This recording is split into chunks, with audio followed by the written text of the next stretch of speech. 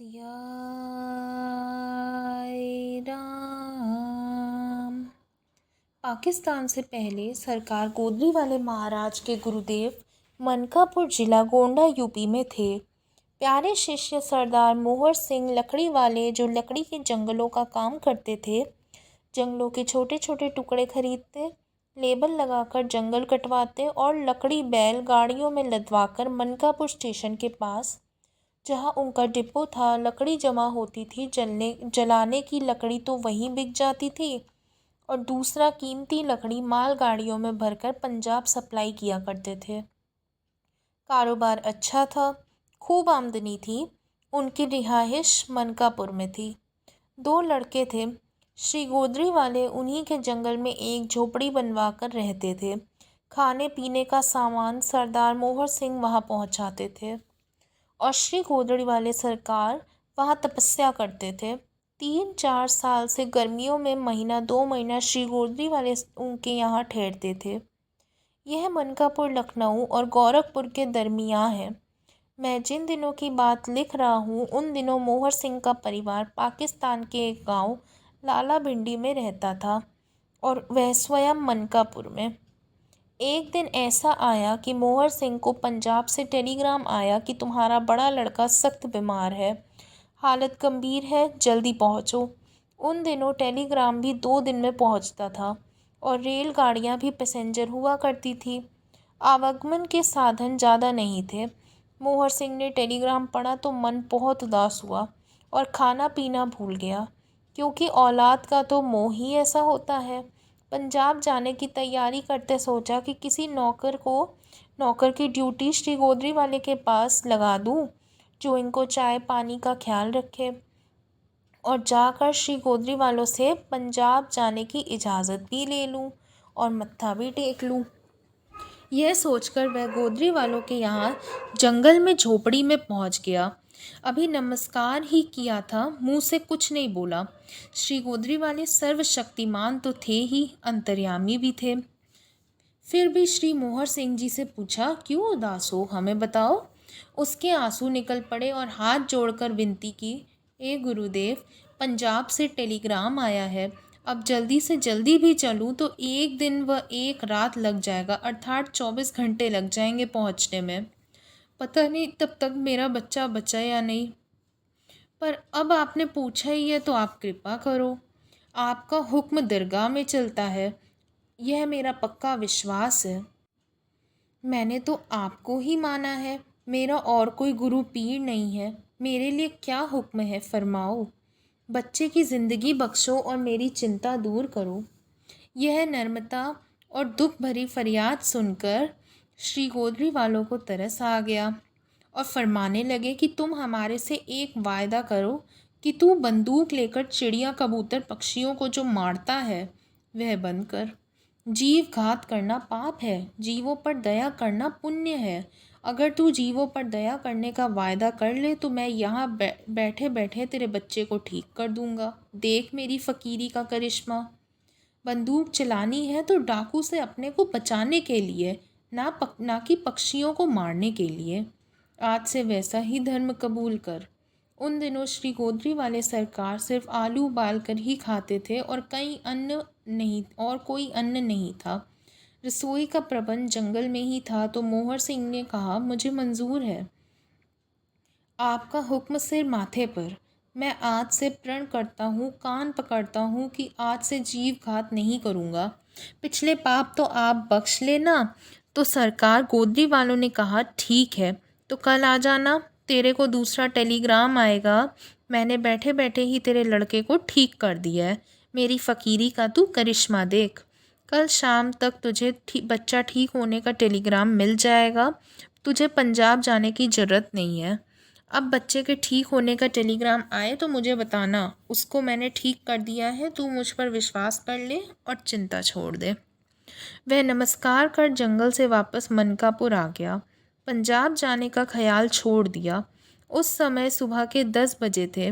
Depot से जंगल व जंगल से मनकापुर का रास्ता आधे घंटे का था।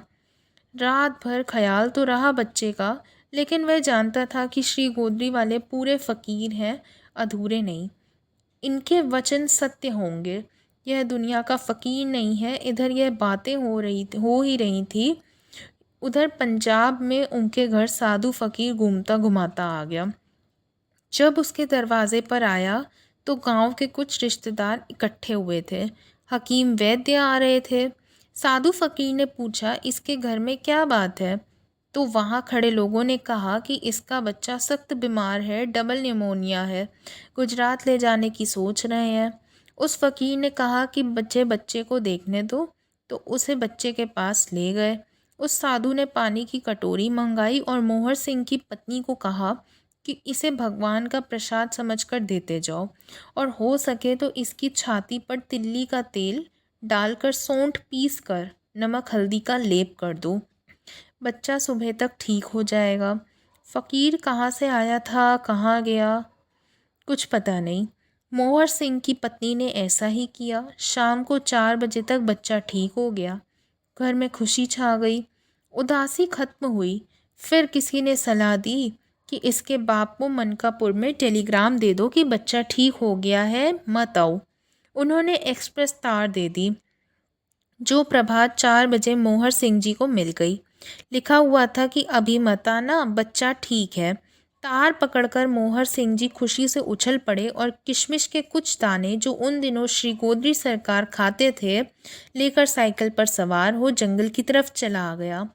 पहुंचकर श्री गोदरी वालों को मत्था टेका और तार दिखाया तथा चरणों में गिरकर कहा, वाह गोदरी वाले, आप जैसा कोई नहीं देखा।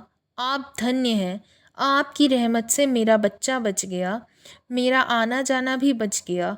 नहीं तो मैं रोता ही जाता और 24 घंटों में पहुंचता, और फिर भी पता नहीं डॉक्टर बचा पाते या नहीं।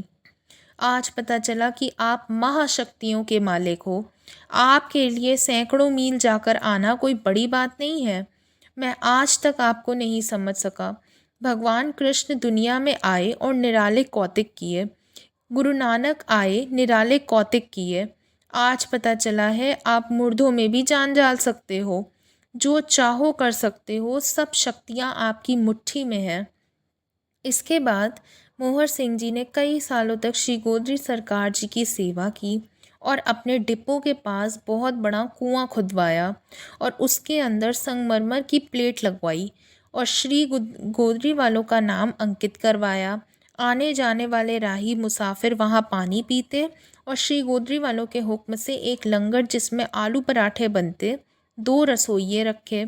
जो कोई साधु आता उसके चाय पानी लंगर से सेवा करता। खुला राशन पानी डाल दिया और एक झोपड़ी अलग से बनवाई जिसमें लकड़ियाँ, राशन चूल्हा रख दिया ताकि अगर साधु अपने हाथ से भोजन बनाना चाहें तो बना लें। एक छोटा कमरा और बनवाया जिसमें एक पलंग पर बिस्तर बिछाकर आसन लगवाया श्री गोदरी वालों के लिए। यह सब मेरी आंखों देखा है। गुरु भाइयों, उसके पास ही 2 खेतों की दूरी पर एक मंदिर था जिसमें मेरे संत तेजा जी रहते थे और मैं भी उनकी सेवा में था। यह सब कुछ मैंने अपनी आँखों से देखा है और मैं 2 साल तक वहाँ रहा। वहाँ खुला लंगर चलता था, जो भी साधु मुसाफिर वहाँ आते भोजन वगैरह पाते। मोहर सिंह को रेलवे लाइन के स्लीपरों का ठेका मिल गया और वह माला माल हो गए। आखिर वह समय आया कि श्री गोदरी वालों की तपस्या पूरी हुई और जंगल छोड़कर पंजाब जाने के लिए तैयार हो गए। उस वक्त मोहर सिंह का परिवार पंजाब छोड़कर मनकापुर आ गया था। मोहर सिंह के बहुत अमीर ठाठ हो गए थे। अब जब भी श्री गोदरी वाले पंजाब जाने को तैयार हुए तो परिवार वालों ने नमस्कार किया तो उन्होंने फरमाया कि मेरा तुम्हारा मेल इस शरीर में नहीं होगा। कुछ इच्छा हो तो वर मांगो, मैं दूंगा। तुमने हमारी बहुत सेवा की है, तुम्हारी सेवा हमने दरगाह में लिखी है। और मोहर सिंह हाथ जोड़कर बोले कि 2 पुत्र, घर परिवार, धन दौलत सब कुछ तो है, पर एक बात से मैं खाली रह गया। वह यह है कि आपके भक्ति नहीं मांगी। घर व्यापार में लग गया, मेरे आगे क्या होगा, मुझे इसकी चिंता है। मैं ज़्यादा पढ़ा लिखा भी नहीं, जब तब भी नहीं जानता, कोई नियम पाठ भी नहीं, इस छोटी सी बस्ती में गुरुद्वारा भी नहीं। बस एक घर पंजाबियों का है, बाकी सब भैये हैं।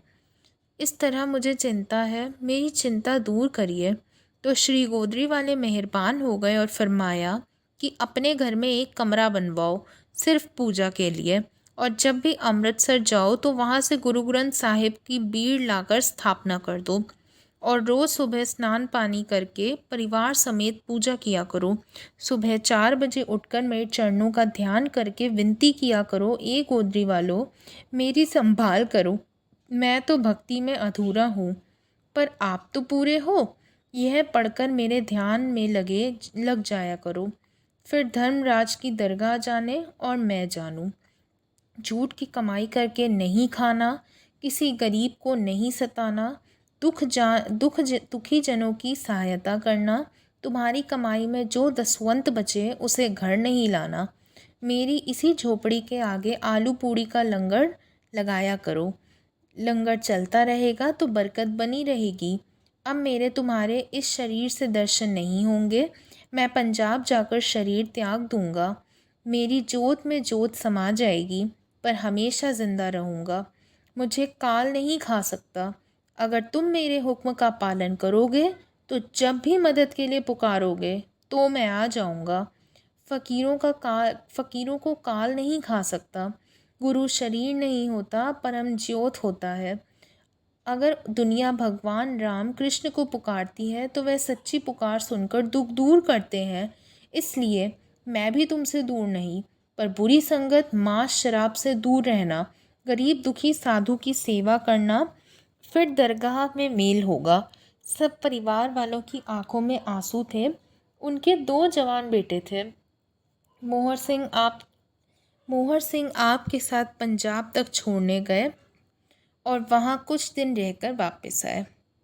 ए गुरु भाइयों, यह वही मोहर सिंह है जिसका पहले भाग में हजूर जी जब हरिद्वार से नेपाल होते हुए गोंडा स्टेशन से मेरे साथ मनकापुर आए और पूज्य माता जी के साथ वह 4 दिन मनकापुर रहकर मुझे साथ लेकर फैज़ाबाद इलाहाबाद होते हुए नरसिंहपुर पहुँचे। अभी बहन संतोष जी बहुत छोटी थी और सुदेश बहन जी का जन्म अभी नहीं हुआ था। उस वक्त मोहर सिंह जी ने मेरे हजूर जी की बहुत सेवा की थी और उनकी खुशी प्राप्त की। सियाए राम। अगर साखी सुनाने में कोई भूल हो गई हो संगत जी तो माफ़ कीजिएगा। सिया